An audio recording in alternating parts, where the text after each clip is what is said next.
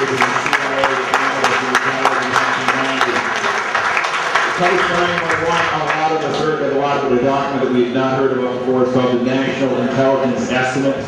He's been involved with those, and we also heard a lot about some of the various documents and machinations that went into bringing us into the war in Iraq. Ray is going to eliminate some of those things from the inside. A warm round of applause for Ray McGovern.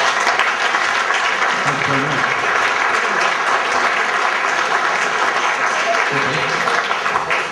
Thank you very much. Since we're in a church here, I thought we'd start on a spiritual note, and specifically a Christmas card that Dick Cheney and Lynn sent to their dear friends in 2003. They picked this scriptural passage. It said, "And if a sparrow cannot fall to the ground without his notice, is it probable that an empire can rise without his aid?" Now, I remember the first part. I think the second part really doesn't belong, but I mention that because there was an incident with sparrow poop last year. And I have consulted some biblical exegetes, and they tell me that a sparrow poop cannot fall to the ground without his knowing it either, and that if it lands on someone, it's a sure sign of divine disfavor.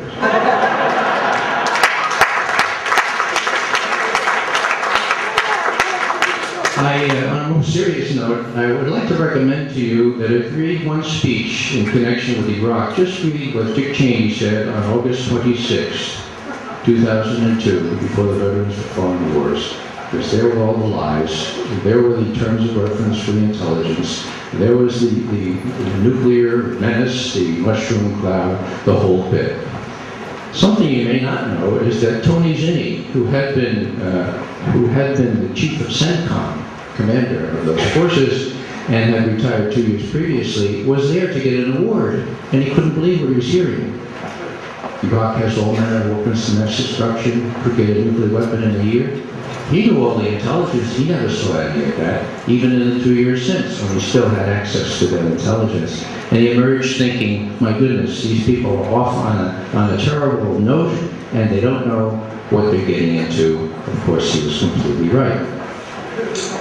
These people do not tell the truth, and you can see by what Cheney and Bush both say, it's chapter and verse, it's very easily demonstrable that they do not tell the truth. I witnessed the fact that Vice President Cheney on May 30th, 2005 said that he thought that the insurgency in Iraq was in its last throes. Right. How many people, how many young men and women from our armed forces have been killed since then? 1,800 folks. More than half of the ones that have been killed. I would like to use a slightly different example here. It has to do with the First Amendment and freedom of speech and of the press. Bush and Cheney and their supporters have exercised power over the press that, in my opinion, amounts to a violation of our First Amendment rights. The pressure is immense and it's very effective. We know about all the lies, what Bush calls, quote, catapulting the propaganda. We know about the lies that they told, but we don't so much know about other things that they have suppressed. Now, these things are equally important, folks, because it results in the fact that American people do not get informed. Okay? Now, in the Bronx, people say, well, give me a for instance. Okay? So I'm going to give you a for instance this afternoon. You recall that 5 years ago, Dan Rather complained that U.S. journalists couldn't really ask tough questions of our masters because they were afraid they would be necklaced. That's a vision from South Africa where they would throw burning tires around your neck if you dissented, okay?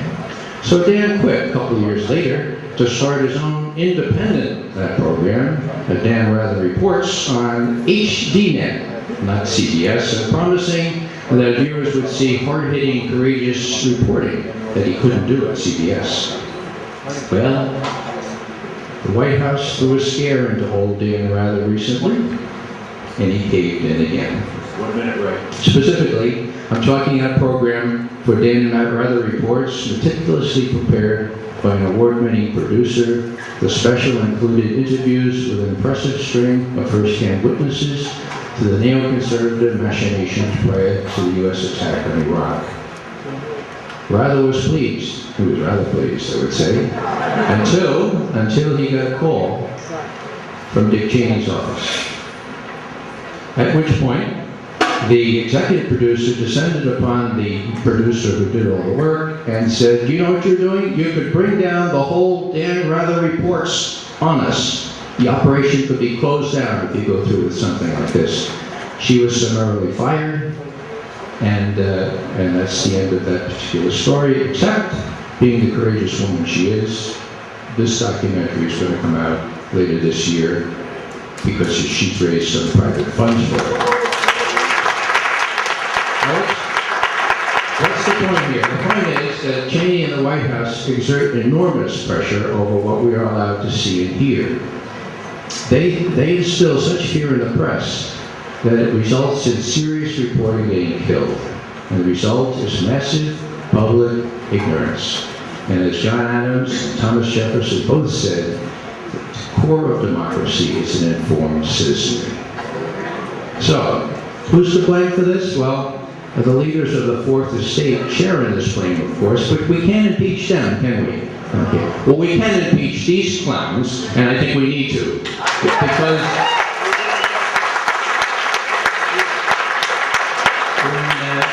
when Wright and I find ourselves in an airport together, we always go to a quiet place and read from the Constitution.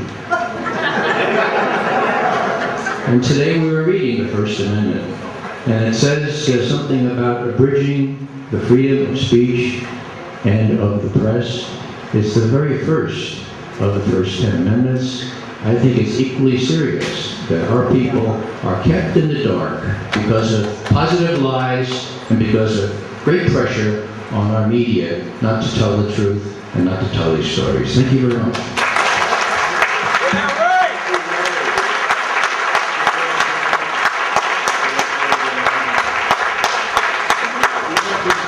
I mentioned earlier that there are meetings like this happening across the country. Something like 80